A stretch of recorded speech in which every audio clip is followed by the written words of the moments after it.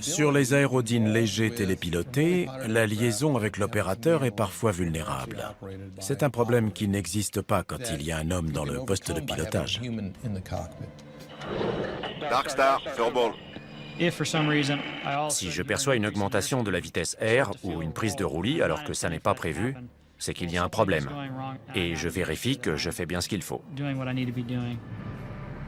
Les drones, eux, dépendent de liaisons qui peuvent se couper, voire, comme ce qui est peut-être arrivé aux sentinelles, être piratés par l'ennemi.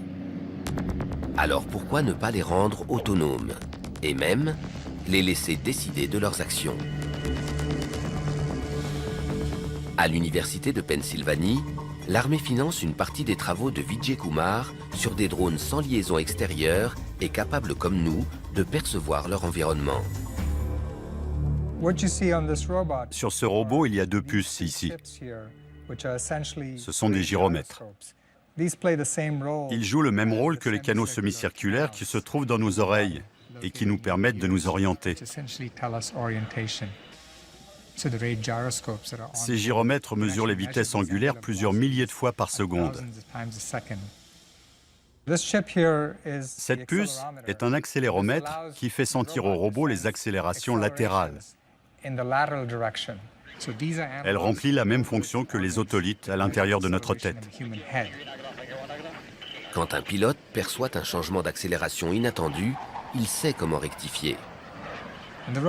Les robots font la même chose. Les capteurs rectifient en modifiant la vitesse des rotors et permettent au robot de suivre le chef de patrouille. Le problème fondamental de la coordination de plusieurs robots, c'est la capacité à rester en formation. Chaque robot doit déterminer où se trouvent ses voisins, sa propre position et gérer très soigneusement la séparation relative. Il suffit de dire à un robot comment se déplacer pour que les autres restent en formation en maintenant un éloignement fixé à l'avance. Dans la figure du 8, ils se frôlent. Donc ils doivent lutter contre les effets aérodynamiques de cette proximité et exercer un contrôle très précis, ce qu'ils font de manière autonome.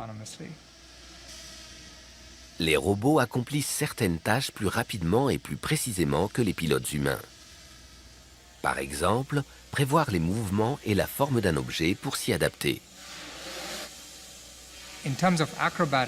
En matière d'acrobatie aérienne, ça va être difficile de battre un robot. Le système neuromusculaire du corps humain met 80 à 200 millisecondes pour réagir à un stimulus visuel. Malheureusement, pour l'homme, les robots ont l'avantage de pouvoir faire des calculs des centaines de fois par seconde. Donc leur délai de réaction est de l'ordre d'une milliseconde ou moins. Ces drones sont reliés à un ordinateur qui, grâce à un système de captation du mouvement et de marqueurs argentés réfléchissants, repère en permanence la position des robots et la leur communique. Mais bientôt, il sera possible de couper le cordon. Et un modèle est déjà capable d'aller partout, tout seul. L'idéal, ce serait d'arriver à faire tout ça sans capteur extérieur, sans GPS. En principe, c'est faisable.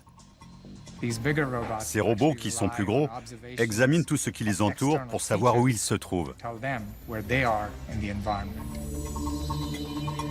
Celui-ci est muni d'un télémètre laser qui évalue la distance par rapport à un obstacle et d'une caméra 3D.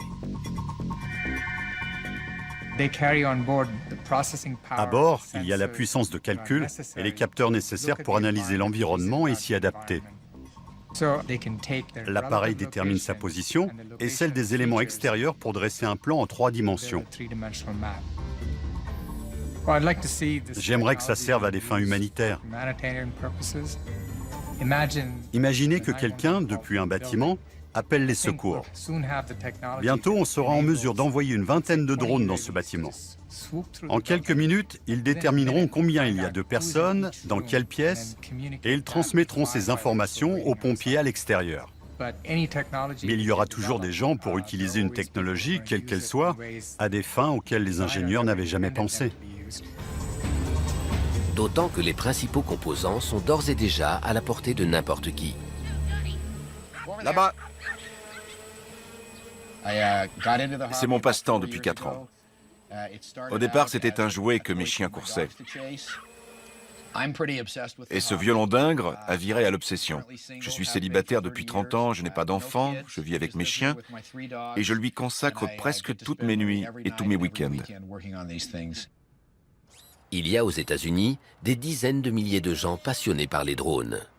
Corey Brixen en fait partie. Un quadcopter d'entrée de gamme coûte dans les 500 $. Il y a la cellule, les moteurs, les régulateurs de vitesse et les éléments électroniques, comme le GPS qui envoie les signaux aux satellites. Les caméras sont minuscules, mais haute définition. Comme le Predator, ce quadcopter est équipé d'un pilote automatique programmable relié à un GPS. L'utilisateur entre les coordonnées, l'altitude et la vitesse, et l'appareil vole tout seul.